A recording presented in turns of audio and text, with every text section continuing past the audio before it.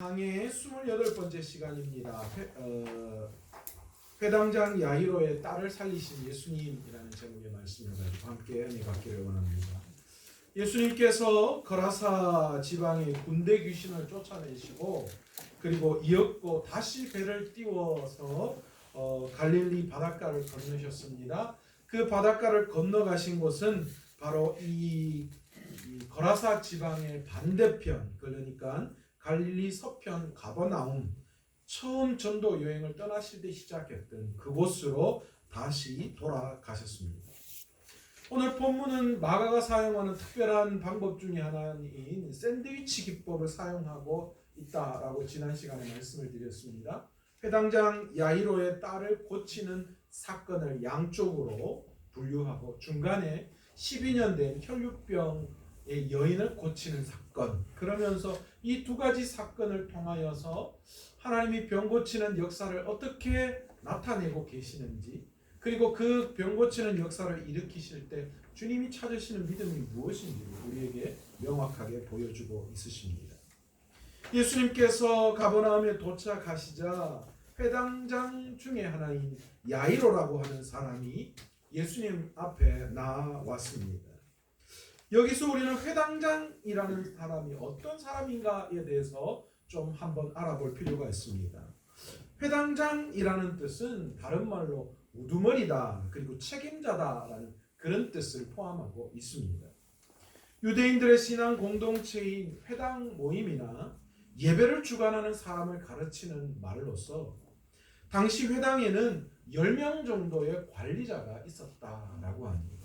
이 유대인들은 늘 이 유대인 모임에 회당이 형성되었고 그 회당에는 10명의 관리자들이 돌아가면서 그 회당을 주관했어요. 그런데 그 10명의 관리자 중에서도 3명이 회당 전체를 책임지는 그런 역할을 감당하는 회당장의 책임을 지는 사람들이었습니다. 바로 야이로가 바로 이 한 회당에서 회당 전체를 책임지는 그런 역할을 감당하는 3사람 중에 한 사람이었다라는 것이지요.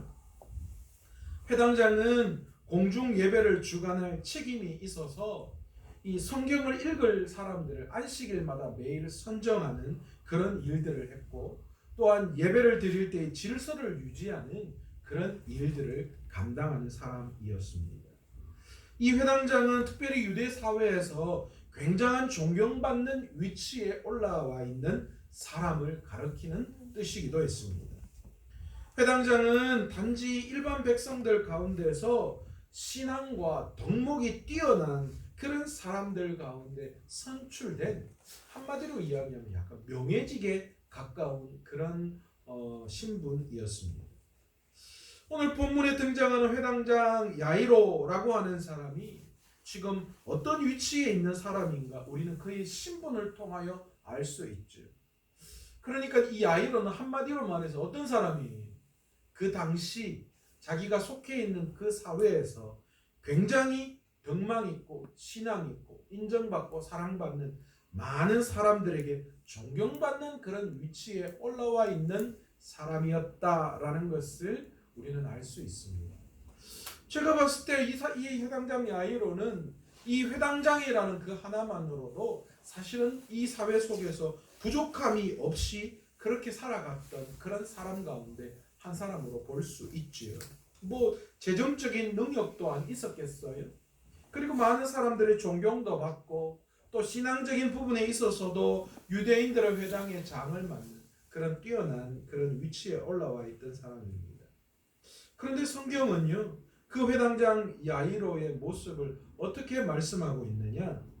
예수님 앞에 그 회당장 야이로가 나아갈 때에 어떤 모습을 취했는가라는 그것에 이 마가는 주목하고 있습니다. 이 회당장 야이로가 예수님 앞에 나아갈 때 성경은 뭐라고 이야기하고 있어요? 어떤 모양으로요? 22절에 보시면 예수님을 보고 발 아래에 엎드렸다 라고 하는 그런 표현을 사용하고 있다라는 겁니다.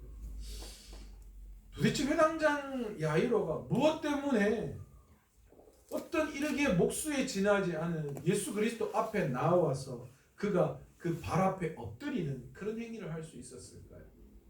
여러분, 당시에 그 사람 앞에 엎드린다라는 그 발 앞에 엎드린다라는 뜻이 어떤 의미를 가지고 있는지 여러분 우리는 잘 알고 있습니다. 그죠? 나는 당신의 종입니다. 나는 당신 앞에 완전히 모든 내 삶의 모든 것들을 내어놓습니다. 자신을 완전히 그 사람 앞에 낮출 때에 하는 행위입니다. 그래서 노예가 주인의 발 앞에 엎드리는 그런 일들이 많았다라는 거죠. 그러니까 노예가 주인 앞에 하는 행동을 이 회당장 야이로라는 사람, 당시의 모든 신분적인 위치에 올라와 있던 그 사람이 그런 그런 행동을 했다라는 거예요. 왜일까요? 아마도 이 표현 속에는 누구도 알 수 없는 야이로만의 어떤 긴박한 사정이 그 안에 포함되어져 있었음을 우리는 이 사람의 행동을 통하여 볼 수 있어요. 그리고 또 한 가지는 예수님의 신적인 권위 앞에서 그 예수님을 경외하는 그런 경외의 그런 표현으로 예수님 앞에 이 회당장 야이로가 엎드렸다. 우리는 그렇게 볼 수 있습니다. 유대 사회에서 존경받는 회당장이라는 신분을 가지고 있는 사람이 어떻게 상당한 위치에 올라와 있었음에도 불구하고 예수님 앞에 그렇게 엎드릴 수 있었을까요? 그 광경을 바라봤던 그 당시 유대 많은 사람들이 볼 때에 이 광경은 상당히 놀랄 만한 그런 일이었을 것입니다. 그런데요, 회당장 야이로가 그렇게 예수님 앞에 했던 이유가 있었습니다. 이유가 무엇입니까? 23절에 분명히 이야기하죠. 뭐라고요? 그의 딸이 지금 어떻게 되었다는 거예요.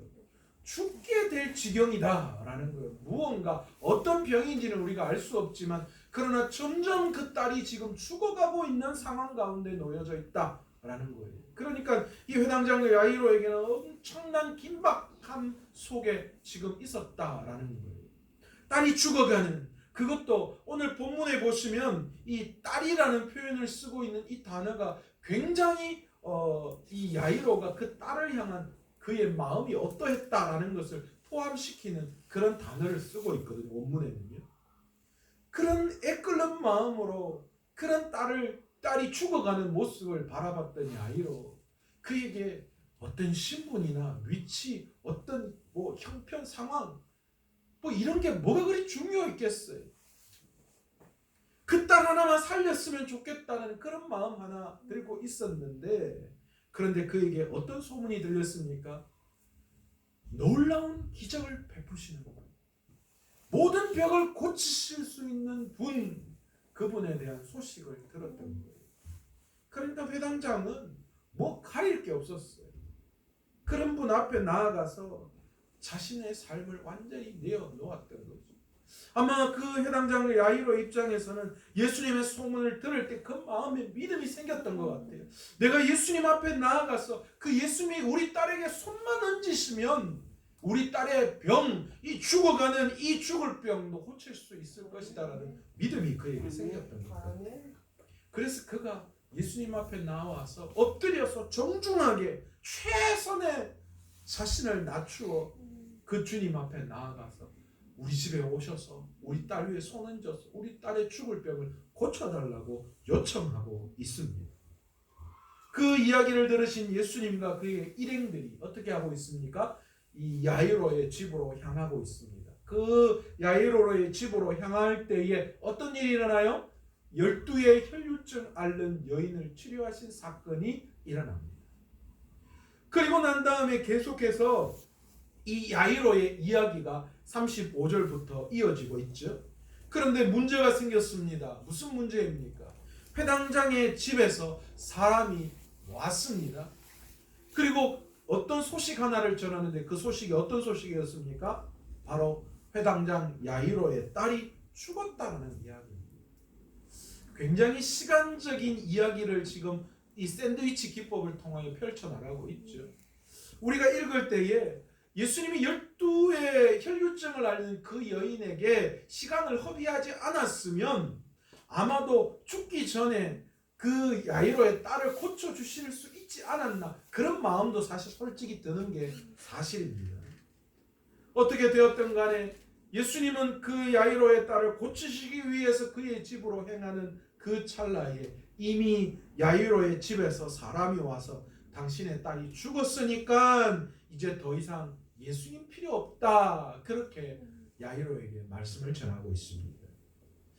야이로는 딸의 죽음을 목전에 두고 예수님을 향한 소망을 어쩌면 잃을 수 있는 상황이었습니다.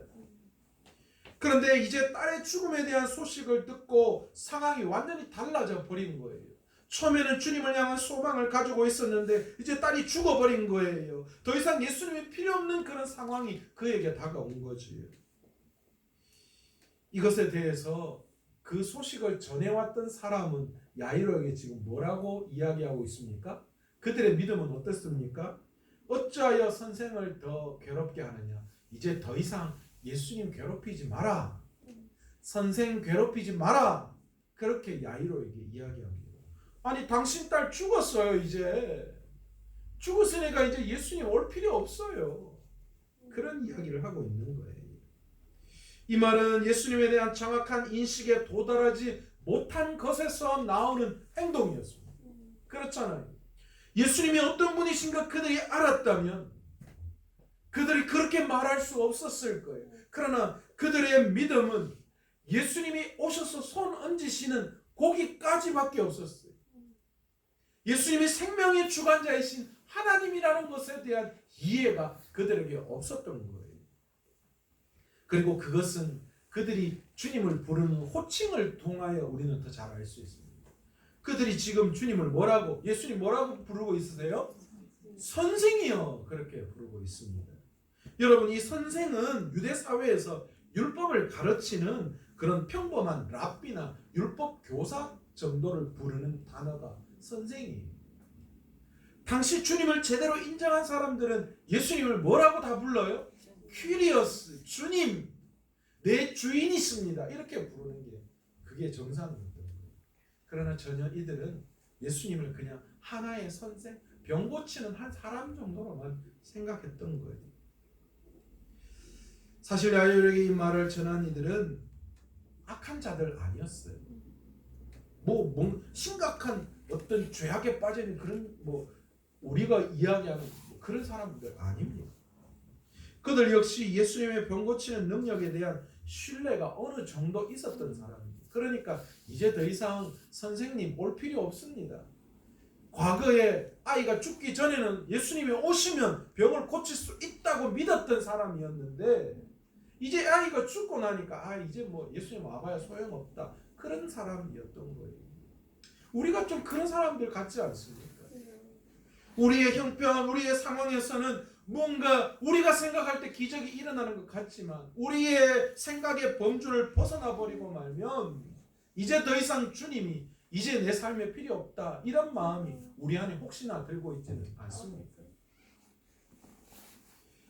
그들은 예수님의 본질에 대한 바른 인식이 결여되었기 때문에 그들 마음속에 불신앙이 나타났던 거예요. 예수님에 대한 이해가 모자랐던 거예요. 이런 일련의 대화를 들으신 예수님께서 드디어 개입하시기 시작합니다.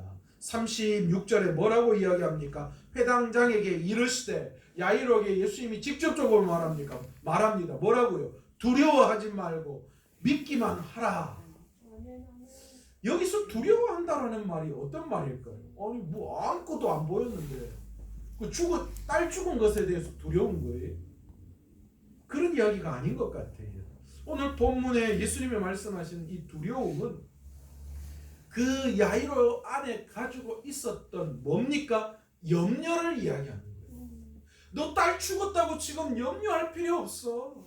너 지금 딸 죽었다고 네 마음에 두려움이 엄습해서 이제 어떡하나 그런 마음 가질 필요 없어. 그 이야기 하시는 거예요. 너는 믿기만 하면 놀라운 일이 너에게 일어날 거야. 그렇게 말씀하시는 거예요. 여러분, 우리의 삶은 어떻습니까? 우리의 삶도 가만히 보면 그래요. 우리의 삶에 닥쳐온 여러 가지 일들 속에 내 생각으로 더 이상 이건 도저히 안 되겠다. 그런 생각 때문에 우리의 믿음이 저버려질 때가 얼마나 많습니까? 코로나가 닥치니까 우리 다 그 생각이 이거 어떡하나? 이제 우리 교회는 힘든 게 아닌가? 이러다가 혹시나 또 문 닫으면 어떡하나, 이러다가 뭐 교회가 어떻게 되면 어떡하나, 모든 사람들이 그런 생각하고 있을 거예요. 왜요? 세상적인 관념과 생각으로는 그렇게 생각할 수밖에 없죠. 그러나 오늘 이 시간 우리에게 주님이 뭐라고 말씀하는 줄 아세요? 너희 두려워하지 말라, 염려하지 말라, 그렇게 말씀하는 거예요. 아멘. 너희는 믿기만 하라는 거예요. 아멘, 아멘. 여러분, 우리의 삶에 힘들고 어려운 고난과 역경이 닥쳐와 있을 때, 그래서 도저히 해결할 수 없는 그 어떤 문제 가운데 내가 서 있을 그때에 여러분 염려하지 마십시오. 아멘. 두려워하지 마십시오. 아멘. 믿기만 하십시오. 아멘. 우리 주님이 그렇게 행하여 역사에 주실 것에 대한 믿음을 가질 수 있는 저와 여러분 되시기를 원합니다. 아멘. 아멘. 우리 주님은 그 믿음을 보시고 일을 행하시는 분이신 줄 믿습니다. 아멘. 여러분, 본격적으로 예수님께서 지금 이제 뭘 행하십니까? 베드로와 야고보와 요한을 데리고 회당장의 집에 들어갔습니다. 그런데 의문이 생기죠. 왜 하필 3명인지. 그죠? 왜 베드로와 야고보와 요한을 데리고 가시고 하필 다른 제자들은 들어오지도 말라고 하십니까? 여러분, 왜일까요? 예수님이 하나님이시라는 것에 대해서 많은 사람들에게 알리기를 지금 꺼려하고 계셔요. 왜요? 지금은 예수님이 하나님이시라는 게 드러날 때가 아니라는 거예요. 그래서 오늘 이 사건 이후에도 그것을 철저히 비밀로 붙이시고 계시는 거예요. 그럼에도 불구하고 예수님께서는 제자들에게 내가 누구인지를 그 제자들에게 직접적으로 증거해 보이시고 그들 눈에 예수님이 어떤 분이시나라는 것을 나타내기를 원하셨던 거예요. 그래서 가장 중요한 제자 3명을 부르셨어요. 왜 3명이요? 유대 율법에서는 그 어떤 것들의 증인을, 사실이라는 것을 드러내기 위해서 증인을 삼을 때 3명은 돼야 되는 거예요. 그래야지 그게 인정이 되는 거예요. 2명, 1명 가지고 안 되고 3명 이상이 그거 내가 봤다, 내가 증인이다, 그러면 이게 인정이 되는 거예요. 그래서 예수님께서는 제자들에게 내가 누구인가를 직접적으로 전하시기 위해서 그것을 제자들 3명, 그것도 주님이 택하신, 이게 늘 그렇잖아요. 베드로와 야고보와 요한은 늘 주님이 중요한 사건 때마다 주님이 그들을 부르신 장면이 있잖아요. 그들 3명을 불러서 주님이 역사하시는 것을 그들에게 보여주기를 원하시고 그 3명이 증인이 되기를 원하시면서 예수님이 어떤 분이신가를 이제 앞으로 계속해서 증거하기를 원하셨던 것입니다. 예수님과 함께 3명의 제자가 야이로의 집에 도착할 때 집안은 난리가 났습니다. 떠드는 소리가 나고 울며 심히 통곡했다, 그렇게 성경은 기록하고 있습니다. 왜 이랬습니까? 지금 야이로의 딸이 죽었으니까 장례 절차를 밟고 있는 거예요. 당시 장례의 어떤 의식을 준비하는 그 상황을 마가는 설명하고 있는 거예요. 당시 유대 사회에서 장례를 칠 때는요, 꽹과리 울리듯이 시끄럽게 곡하는 사람이 있었어요.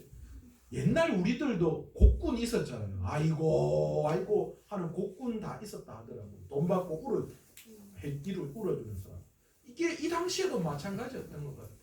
이 당시에도 곡군이 있고, 그래서 시끄럽게 통곡하면서 그렇게 장례를 알리는 그런 소리들을 냈다라고 합니다. 때로는 죽은 자를 위로하기 위해서 피리 소리를 엄청나게 또 불기도 했다, 그렇게 이야기를 합니다. 그러니까 당연한 거죠. 지금 딸이 죽었으니까 장례를 치르기 위해서 그 장례 절차를 밟고 있는 게 당연한 건데, 그런데 예수님께서 이들을 향하여 뭐라고 39절에 말씀하고 계십니까? 너희가 어찌하여 떠들며 우느냐, 책망의 말씀을 하고 있어요. 우리 생각에는 죽었으니까 장례 지내는 건 당연한 건데, 예수님은 지금 느닷없이 오셔가지고 뭘 이렇게 시끄럽고 떠들고 그러노? 지금 뭐 한다고? 누 죽었는데 우노? 그렇게 지금 그들에게 말씀하시는 거랑 마찬가지. 이 책망은 예수님에 대한 이해가 부족한 자들에 대한 책망이었습니다. 다시 말해서 죽은 자를 살리실 능력이 있는 예수님이 지금 오셨는데, 너희 집에 오셨는데 뭐하러 지금 곡하고 뭐하러 장례를 지금 준비하느냐는 거예요. 여러분, 오늘 이 시간 우리가 왜 염려합니까? 왜 울고 있어요? 왜 문제 때문에 전전긍긍하고 있습니까? 왜 밤잠 못 자고 있습니까? 주님이 우리에게 오시면 그 주님의 능력으로 우리는 못할 일이 없는데 우리가 도대체 무엇 때문에 지금 염려와 근심 속에서 오늘 주님의 이 책망을 듣고 있느냐는 거예요. 무엇 때문에 내가 왔는데 너희가 떠들며 울며 절망하고 있느냐라는 거지.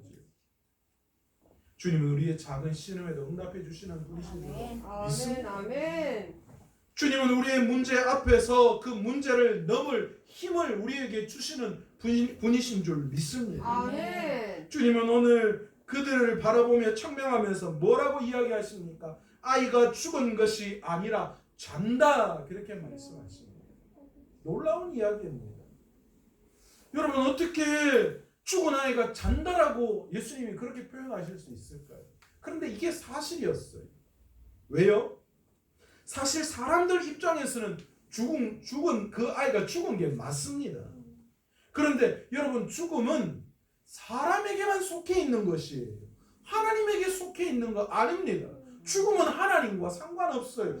죽음과 하나님은 전혀, 하나님 입장에서 죽음은 존재하지 않는 거예요. 따라서 하나님의 아들이신 예수님의 입장에서는 그 아이는 지금 뭐 하는 거예요? 자는 게 맞는 거예요. 그런데 이 장면을 본 사람들이 뭐라고 이야기합니까? 예수님의 이 이야기를 듣고 비웃었다, 그렇게 이야기하죠. 왜 비웃었을까요? 자신의 생각으로는 지금 말도 안 되는, 지금 예수님은 말도 안 되는 소리 하고 있네. 진짜인 줄 알았는데 가짜네. 약간 그런 생각 안 있었겠어요? 그런데 우리는 이 이야기를 하면서 예수님을 향한 비웃은 사람들이 이해가 되는 게 아니라 도리어 어떻습니까? 이 예수님을 바라보고 비웃은 그 사람들이 불쌍하게 보여요. 왜 그렇습니까? 이 예수님의 말씀을 듣고 비웃었던 그 사람들은 이 예수님의 차원 높은 그 세계를 전혀 이해할 수가 없었어요. 예수님은 하나님의 아들이시고 죽은 자를 살려낼 능력이 있는 분이시다라는 것을 전혀 그들은 인식하지 못하고 그 차원에 오를 수 없었던 거예요. 자기의 생각, 자기의 관념으로는 도저히 죽은 걸 잔다라고 이해할 수 없었는데, 그러나 그 차원을 더 뛰어넘으시는 우리 주님께서는 그 차원대로 말씀하셨는데 그걸 이해하지 못하는 그들 세 사람들은 그것을 가지고 비웃을 수밖에 없었다는 거죠. 그러나 우리는 이것을 가지고 비웃지 않습니다. 왜 그렇습니까? 우리는 주님의 그 높은 차원을 알고 있으니까요. 주님은 죽음까지도 해결해 주실 분이고, 만약에 그 죽음을 그대로 우리가 받는다 하더라도 그것은 하나님의 뜻이고 더 높은 차원의 그 어떤 걸 이루려고 하시는 하나님의 뜻임을 우리는 알고 있기 때문에. 아멘. 예수님은 이 이야기를 하시는 그들을 향하여 뭐라고 이야기합니까? 제자들과 함께 부모와 들어가셔서 그 아이의 손을 붙들고 뭐라고 말씀하십니까? 달리다굼이라고 그렇게 이야기합니다. 이 달리다굼이라는 말은 아람어입니다. 여러분, 당시 유대인들이 썼던 언어는 아람어예요. 그런데 이 아람어가 이제 그 유대인들만 쓰니까 그 로마가 점령한 그 시대 통영의 헬라어로 번역을 했다. 여러분, 우리 중간 신약 이야기하면서 중간기에 일어났던, 그죠? 그때 생각나십니까? 그때 이 헬라어로 성경이 번역됐다라는 그 이야기. 그러니까 우리가 바라보는 사실은 성경은 헬라어에서 영어판으로 이제 라틴어로 들어가고 라틴어에서 영어판으로 그렇게 나온 거예요. 이 달리다굼은 그 당시 유대인들이 썼던 언어예요. 여기서 달리타라고 이야기하는 어린아이를 이야기하는 거고, 쿰이라고 이야기하는 건 일어나다라는 거예요. 그러니까 달리다굼 이렇게 이야기하면 아이야 일어나라, 그런 뜻이에요. 예수님이 아이의 손을 잡으시고 그 아이를 향하여 명령하십니다. 어린 아이여 일어나라 말씀하실 때에 그 말씀과 더불어 그 아이가 벌떡 일어나서 예수님의 손을 잡고 나오는 거예요. 아멘. 오늘 저와 여러분의 삶에서도 바로 그런 역사와 그런 기적이 일어날 줄로 믿습니다. 아멘. 어떻게 하면 우리의 삶에 그런 역사와 기적을 나타낼 수 있을까요? 오늘 성경은 그것을 뭐라고 이야기하시느냐? 겸손의 마음, 겸손의 믿음이 우리에게 필요하다고 말씀하고 있습니다. 여러분, 기적은 늘 자신을 낮출 때 일어나요. 아멘. 여러분, 하나님이 제일 싫어하는 게 뭔 줄 아세요? 교만이잖아요. 왜 그럴까요? 교만한 자는 자기가 주인 되는 거예요. 자기 뜻대로 하는 거예요. 그래서 주님이 그 교만을 제일 싫어합니다. 그러나 겸손은 어떻습니까? 왜 주님께서는 겸손한 자를 쓰십니까? 겸손한 자는 자기가 주인 되는 것이 아니라 주님을 의지하기 때문이죠. 아멘. 오늘 이 시간 우리의 삶에 믿음의 기적이 필요한 믿음의 기적을 경험하기 위해서 우리에게 진짜 필요한 건 겸손함입니다. 아멘. 아멘. 회당장 야이로 보세요. 주님 앞에 납작하게 그 발 앞에 엎드렸다. 딸 하나 살려보려고 그 주님 앞에 납작하게 엎드린 거예요. 주님은 내 딸을 살리실 능력의 주님이시다라는 그 믿음 앞에 자신의 신분과 모든 걸 다 내려놓는 거예요. 어떤 때는요 우리가 이런 생각 들 때 있어요. 우리가 가지고 있는 게 뭐라고요? 알량한 그 자존심, 알량한 내 그 뭐 세상에서 보이지도 않는 하나님 앞에서는 보이지도 않는 그 모든 것들 그것 때문에 하나님 앞에 우리가 얼마나 겸손하지 못하고 교만한지 몰라요. 세상 사람들 간에서는 높고 낮고 뭐 그런 것들이 있을 수 있지만 우리가 아무리 세상 안에서 높다 한들 많이 가졌다 한들 하나님 앞에서 얼마나 자랑할 수 있겠어요? 여러분 나를 낮추지 않으면 겸손하지 않으면 내 삶에 그 어떤 믿음의 기적도 일어나지 않는 줄로 믿습니다. 그러나 내 스스로 연약함을 깨닫고 주님 앞에 내 삶의 모든 것들을 내어놓을 때에 우리 주님이 역사해 주시는 거예요. 아멘. 두 번째로 단순한 믿음이 있어야 해요. 아버지. 여러분 믿음은 우리의 생각과 같이 작동하지 않습니다. 왜 그렇습니까? 믿음은 우리의 차원에서 일어나는 그런 게 아니기 때문입니다. 우리의 차원에서 일어나는 것은 사실입니다. 그렇잖아요. 이게 이렇게 돼서 이렇게 된다. 그건 우리의 믿음의 우리의 세상의 체계 속에서 일어나는 그런 정의들은 그건 다 사실이에요. 예를 들면 1 더하기 1은 2다. 이런 거는 그렇잖아요. 많이 먹으면 뚱뚱해진다. 이런 거는 뭐 믿음이 필요 없는 거예요. 우리의 인식 세계에서 그런 거예요. 그런데 여러분 믿음의 세계는 어떻습니까? 믿음은 주님이 말씀하신 것을 있는 그대로 그냥 받아들이는 거예요. 아멘. 인정하는 거예요. 아멘. 그러면서 주님이 약속하신 그 약속의 말씀을 믿는 거예요. 아멘. 회당장 야이로가 또한 그의 집에서 딸의 죽음을 전한 사람들, 예수님이 죽은 소년을 잔다고 이야기할 때 비웃었던 그 사람들, 그 모든 사람들은 그의 생각과 관념을 세상 가운데에서 벗어날 수 없었어요. 그러나 여러분 우리의 믿음의 수준은 내 생각에 머물러 있어서는 안 됩니다. 그러면 믿음의 역사는 내 생각 안에서 이루어지는 거예요. 그러나 그 생각을 뛰어넘어 주님이 말씀하시는 것을 있는 그대로 예수님께서 원하시는 그 있는 그대로를 그대로 내가 받아들이고 믿을 때에 그 약속의 말씀을 그대로 믿을 때에 그 믿음으로 순종하고 나아갈 때에 믿음의 역사가 일어납니다. 아멘. 아멘. 아멘. 복잡한 거 아니에요. 아멘. 주님이 오케이 하시면 오케이 하고 나가는 거예요. 아멘. 주님이 안 된다 하시면 내가 모든 세상의 원리대로라도 스톱하는 거예요. 아멘. 옛날 정주영 회장님 이야기 아주 유명한 이야기 여러분 아시죠?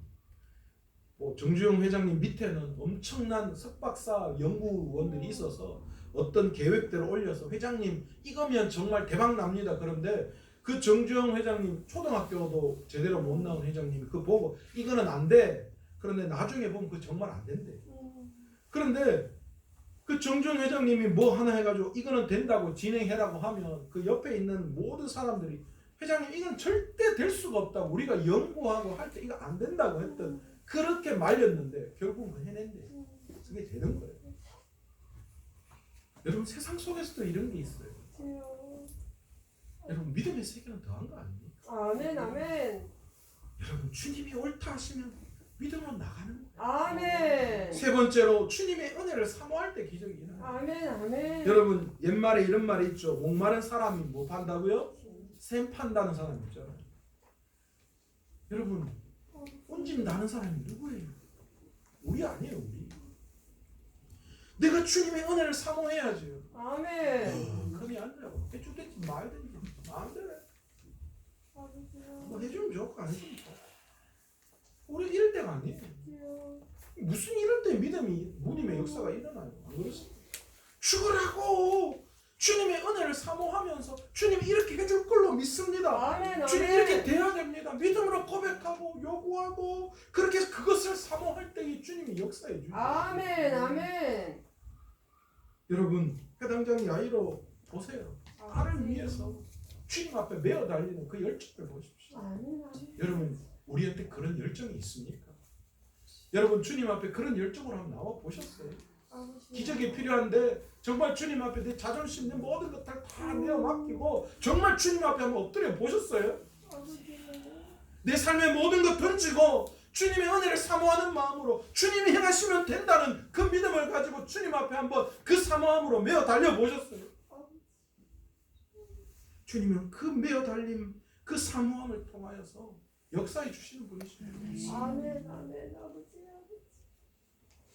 여러분 그 은혜를 사모할 수 있는 저와 여러분 되시길 바랍니다. 아멘. 아멘. 여러분 귀한 이 믿음의 사건을 통하여 주님은 우리에게 분명히 말씀하십니다.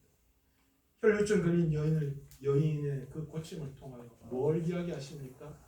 우리의 믿음이 온전한 믿음을 요구하고 계십니다. 아멘. 뭐 될까 안 될까 이런 게 아니라 진짜 주님 그렇게 하실 것이다라는 것에 대한 확실한 믿음, 그 믿음의 역사가 나타납니다.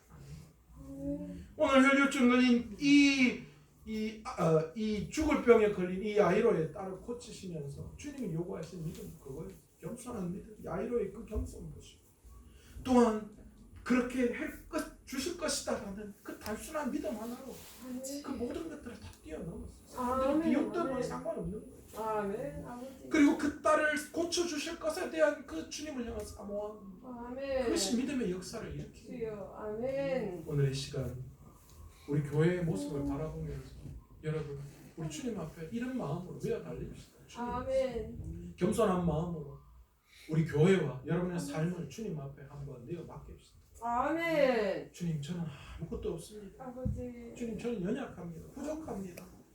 주님이 행하여 주시지 않으면 안 됩니다. 그 마음으로 믿음으로 고백하며 나아갈 수 있길 원합니다. 그리고 우리 진짜 믿음 가집시다. 아멘. 내 생각과 세상의 어떤 것들 때문에 계산적으로 이렇게 되면 이렇게 된다 이거 아니고 주님이 이렇게 해주시겠다라는 그 말씀 그 약속의 말씀만 믿고 우리가 그것을 붙들고 나아갈 때 하나님이 역사해 주시고 아멘. 아멘. 그리고 그것에 대한 사모함이 있어요. 아멘. 아버지. 주님을 향한 그 사모함 그 다시 한번 회복합시다. 아멘. 주님 저는 주님 해주시면 주님의 은혜를 너무너무 사모합니다. 주님 이렇게 해주실 줄로 믿고 내가 주님 앞에 메어 달립니다. 그렇게 나아갈 때 우리 주님이 반드시 우리 교회와 우리 성도님들의 삶에 믿음의 역사를 행해 주시고 또 놀라운 주님을 경험케 인도해 주실 줄로 믿습니다. 아멘. 오늘 시간 말씀을 생각하시면서 기도할 때 주님